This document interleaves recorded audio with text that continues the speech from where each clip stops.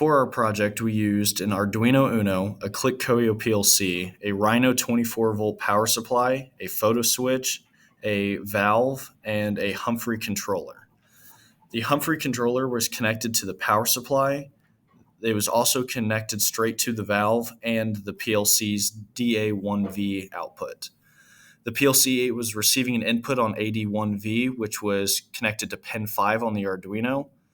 ACOM for both of those was also grounded out to the power supply and the Arduino. Pin 2 on the Arduino was connected to the green wire of the photo switch, which is the signal wire. The red wire was our 5-volt supply coming from the Arduino to the photo switch. And the yellow wire was our ground coming from the Arduino. The power supply was just connected to the Humphrey controller and also tied into the PLC. Same with the negative side of the power supply. All right, so for our feedback control diagram, at the top left, towards the middle almost, you have pneumatic signal coming from the supply through a hand valve that we have open for operation. And then also goes through the Humphrey valve, which is partially open or closed based off of the controller output. But the air is then fed into the turbine, which that compressed air drives the shaft and also the prop. That prop keeps breaking the photo switch beam, which provides an on-off signal. That gets sent to the Arduino and is converted to an RPM signal via the Arduino code. And that RPM signal is then sent through our PLC, and then it has an embedded PID loop that we have set up and programmed to tune the different set points based off of our gains. And then that output is then sent to the Humphrey controller, which decides how open or closed the valve needs to be to reach said set point. For our project, we used the provided SMC air supply that's set up throughout our school. We are running at about 90 psi. And as you can see from the picture of our project, we had a few leaks due to our parts warping when we 3D printed them. So we used just regular duct tape to seal that off, and it worked fairly well on holding in those air leaks.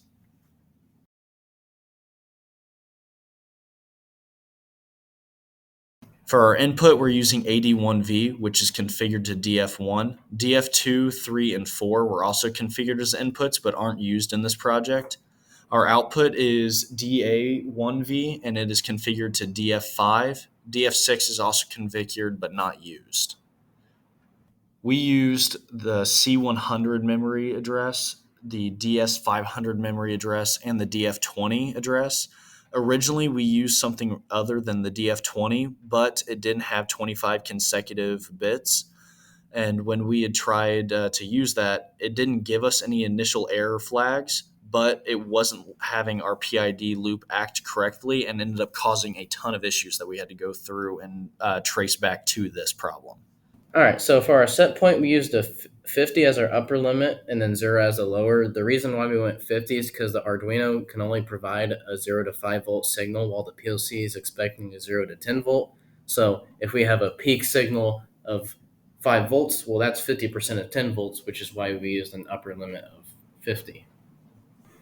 For the error term, for our application, we decided to not square the error or use deadband. It didn't seem necessary for our application for controls of the system.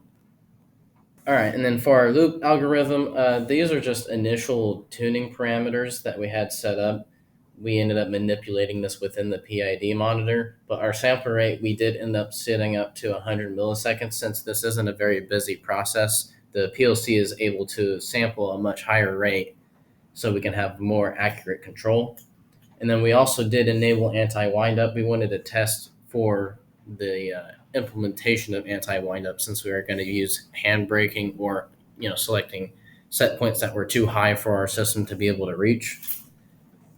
And then for the output, we used a 100% upper limit and 0% lower limit. And then the process variable, we also had a 100% upper limit and then a 0% lower limit. And as you can see, we used a low pass filter for our process variable to reduce noise in the system. We found that 25% was not a minimum per se that was good, but it didn't provide too much dampening, but it provided enough to get accurate readings.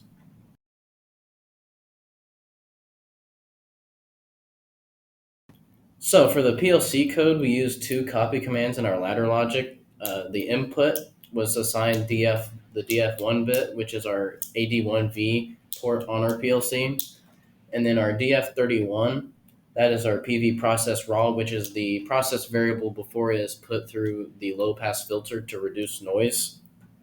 And then after that, we have our out control, which is DF28. This is the out signal from the PID loop. And then our final output signal that's sent to our Humphrey controller is coming from DF5, which is our DA1V port on our PLC. So we use the code that Professor Sisk had given us for the Arduino. All it does is take the on-off signal from the photo switch and convert it to an RPM, and it'll log that in the serial monitor as well as tell you the state of this photo switch, whether it's on or off, 1 or 0. And then it'll convert it into a screen like this. You'll see in this one, we're getting about 3,100 RPMs on average. That was our nominal state, or whatever you want to call it, around our average. Okay. And then our maximum that we could get on our system was about 5,200. That was maxed out by limitations by PSI and the materials provided. We had a very small stock available to us on Lexan to cut out our disc. When we tried a thicker Lexan, we noticed that we were getting awful RPMs and the like low 1,000 to 2,000 range max. When we switched out to a thinner Lexan and used a thicker or a wider disc, we ended up getting a higher output around 5,200 RPM.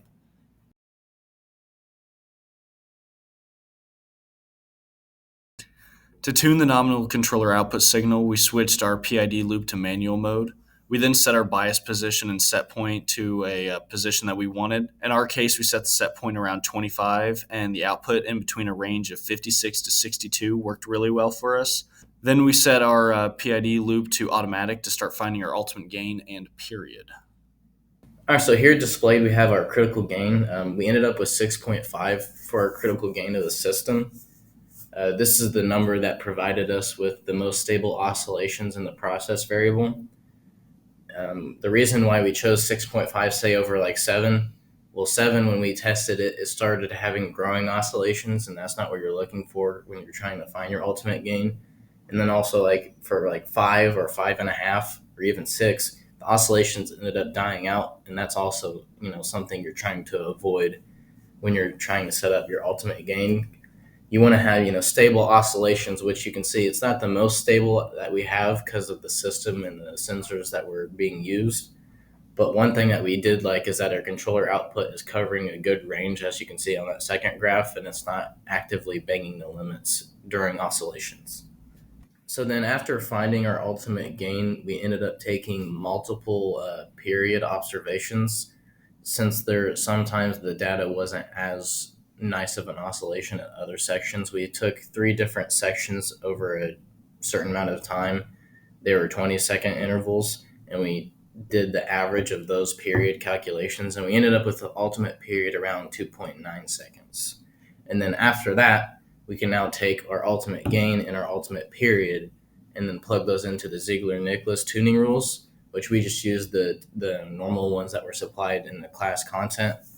And we now can get our tuning gains for our PID loop and actually implement those, which we'll see next.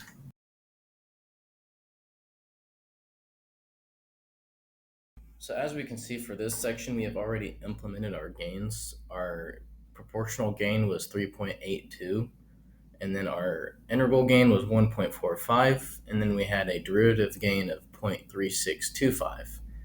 And for this video section here, we're just creating disturbances by changing the set point. And as you can see, there is some overshoot. It's not significant unless you have like a major change in the set point, but this is also acceptable because we only use the normal Ziegler-Nicholas tuning rules. There's specific ones that actually try to eliminate overshoot in your system by using different tuning rules like formulas. But as we can see here, you can see a nice overshoot, and it corrects over a decent amount of time.